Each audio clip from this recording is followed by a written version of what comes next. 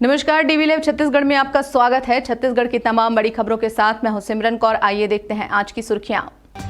राहुल से किसान की मुलाकात पर बढ़ी सियासी तकरार। पूर्व सीएम डॉक्टर रमन ने पूछा, संयोग है या प्रयोग। बरसते पानी में बीजेपी के नेता पहुंचे राजभवन। धर्मांतरण के मुद्दे को लेकर राज्यपाल को सौंपा ज्ञापन। धर्मजीत सिंह की चुप्पी या रहस्यमय खामोशी। धर्मजीत सिंह का झुकाव भाजपा की ओर। आईपीएस जीपी सिंह के खिलाफ ईडी ने दर्ज किया केस। आय से अधिक संपत्ति और मनी लॉन्ड्रिंग की होगी जांच। अब खबरें विस्तार से। किसान परिवार की राहुल गांधी से मुलाकात पर सियासी तकरार जारी है। पूर्व मुख्यमंत्री ने पूछा था कि यह संयोग है या राहुल गांधी को खुश करने का प्रयोग।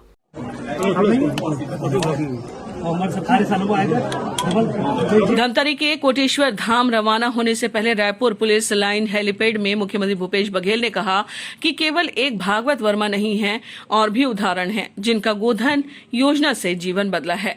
85,000 ही नहीं, कई लोगों ने लाखों रुपए बचाए हैं। डॉक्टर रमन सिंह ने 15 साल तक सीएम रहे, कुछ नहीं कर पाए। उन्होंने चावल बांटने के अलावा कुछ नहीं किया।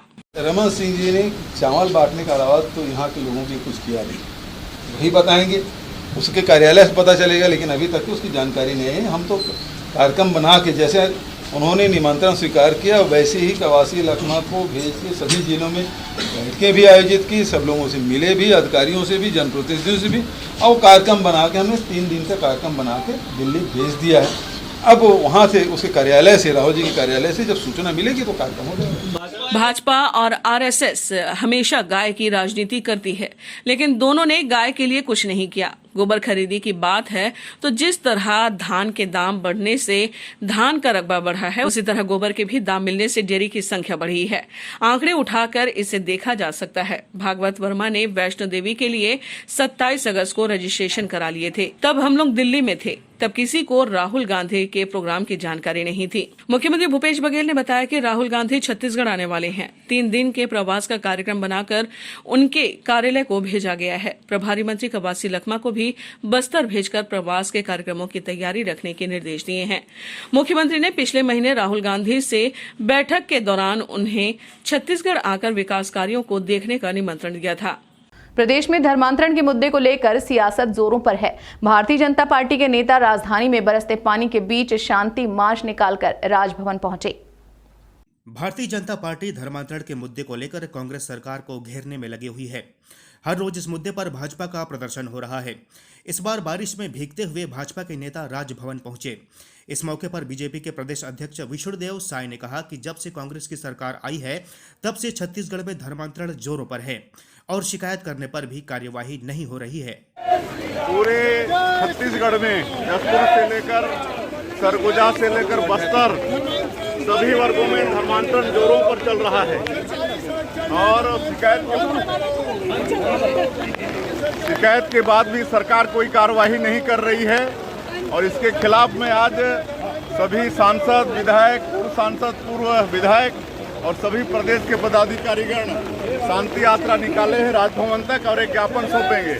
वहीं भारतीय जनता पार्टी के वरिष्ठ नेता और विधायक बृजमोहन अग्रवाल ने कहा कि कांग्रेस सरकार धर्मांतरण को संरक्षण देना बंद करे। अगर ऐसा नहीं किया गया तो भारतीय जनता पार्टी उग्र आंदोलन को तैयार है। सभी प्रदेश के पदाधिकारी ये सरकार के संरक्षण में, सरकार के नेतृत्व में जो छत्तीसगढ़ में धर्मांतरण के माध्यम से मतांतरण किया जा रहा है, इसके विरोध में आज एक शांति मार्च राजभवन तक निकला है। अगर ये सरकार धर्मांतरण करवाने वालों के खिलाफ में कार्रवाई नहीं करती है तो भारतीय जनता पार्टी और जनता मिलकर उग्र आंदोलन करेंगे। बीते दिनों राजधानी के पुरानी बस्ती थाने में घेराव के दौरान भाजपा के युवा नेताओं ने पादरी पर हमला कर दिया था। इस मुद्दे पर भाजपा कोई भी चर्चा नहीं कर रही है। वहीं पुलिस भी यह नहीं बता पा रही है कि धर्मांतरण की शिकायत की जांच पर क्या तथ्य सामने आए हैं। इसी बहाने भाजपा लगातार प्रदर्शन कर पुलिस और प्रशासन के समक्ष चुनौती खड़ी कर रहे हैं। छत्तीसगढ़ विधानसभा के पूर्व उपाध्यक्ष व जोगी कांग्रेस के वरिष्ठ विधायक धर्मजीत सिंह भाजपा में शामिल होने जा रहे हैं। आखिर रेणु जोगी के इस सवाल पर धर्मजीत सिंह की चुप्पी का राज क्या है? जोगी कांग्रेस के सबसे तेज तर्रार विधायक व सदन के नेता धर्मजीत सिंह को लेकर यह सवाल हमें इसलिए करना पड़ा है क्योंकि जोगी कांग्रेस के सुप्रीमो डॉक्टर रेणु जोगी ने अपने एक हालिया बयान में कहा था कि धर्मजीत सिंह का झुकाव भारतीय जनता पार्टी की ओर है।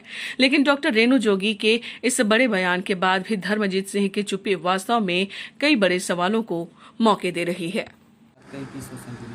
मैंने कहा था कि वो हमारे विधायक दल के नेता हैं और विधानसभा में उनके आदेश का हम लोग पालन करते हैं। वो जहाँ बोलते हैं कि यहाँ ये बोलो, अब क्रम भी तय करते हैं कि किसको क्या बोलना है। तो एक बार बात चली थी कि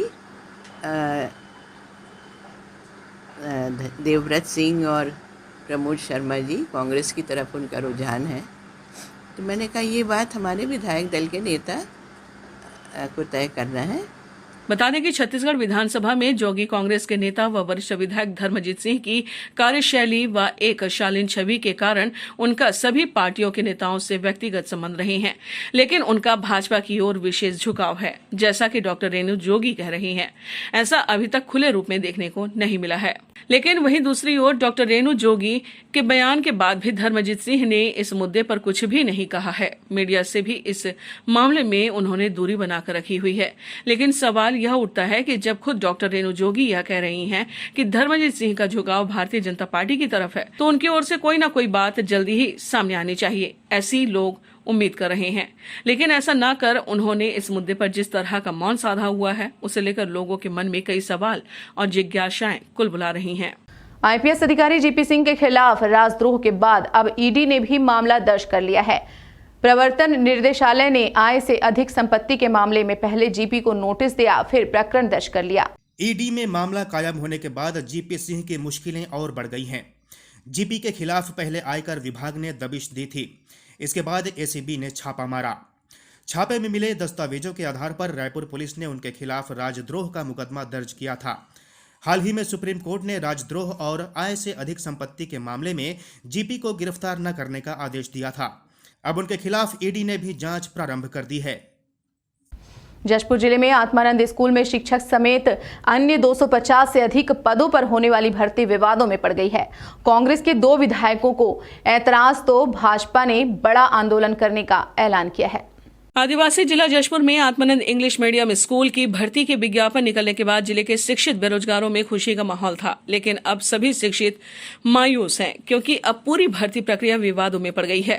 भर्ती में बड़े पैमाने पर गड़बड़ियां हो रही हैं। भर्ती प्रक्रिया को लेकर अब तक दर्जनों अभ्यर्थियों ने सवाल खड़े करते हुए कलेक्टर से मामले की शिकायत की है। मैं अपनी समस्या को लेकर पहुंची हूं कि स्वामी आत्मानंद अंग्रेजी माध्यम स्कूल में जो भर्ती निकली थी लैब असिस्टेंट के पोस्ट पे, तो उसमें ये दिया गया था नोटिफिकेशन में कि अनारक्षित के लिए 7 पद थे और आरक्षित मीन्स एसटी के लिए 14 पद थे, जिसमें से अनारक्षित के लिए 25 अभ्यर्थियों को बुलाया गया और एसटी के सिर्फ 17 अभ्यर्थियों को बुलाया गया।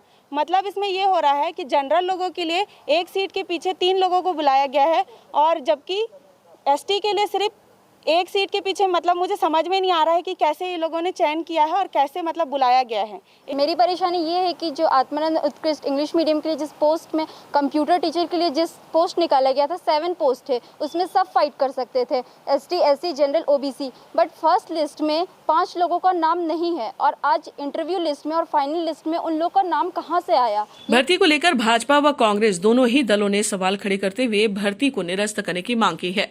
कुनकुरी विधायक एवं संसदीय सचिव यूडी मिंज व जशपुर विधायक विनय भगत ने मुख्यमंत्री से मिलकर भर्ती में गड़बड़ी की शिकायत करते हुए भर्ती निरस्त करते हुए दोषियों पर कड़ी कार्रवाई की मांग की है। लेकिन हमारे जशपुर जिले में अभी जो संविदा नियुक्ति चल रही शिक्षकों की, उसमें भारी अनियमितताएं मुझे देखने मिली, बहुत सी शिकायतें आई। इसलिए मैंने और हमारे जशपुर विधायक माननीय विनय भगत जी ने कल सीएम साहब को इसकी शिकायत की थी और तत्काल उन्होंने इस पर संज्ञान लेते हुए जांच के लिए निर्देशित किया है और वही जांच चल रहा है।